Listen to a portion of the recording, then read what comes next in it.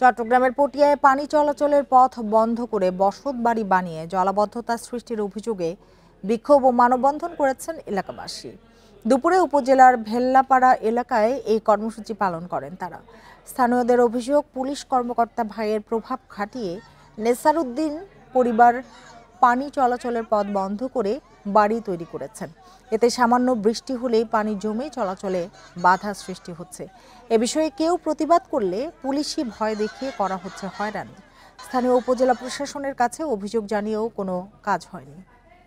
রাস্তা বন্ধ করে দিছে, রাস্তার উপর ওয়াল বাউন্ডারি ওয়াল নিয়ে আসছে, ঘরের চাপ দিছে রাস্তার উপর। ছোট ছোট ফকস সরি জানি না এখন নালা বন্ধ করে আধা আধি ফুসে ফুসে না পানি চলে যায় ফটো দি এটা নালা বন্ধ করে দিয়ে ডাবাল তুলি ফেলাইয়ে আর রাস্তা তো 2-3 গলা ফেলাইয়ে রাস্তা গোটা দিয়ে আবার আর গো দিয়ে ডাবাল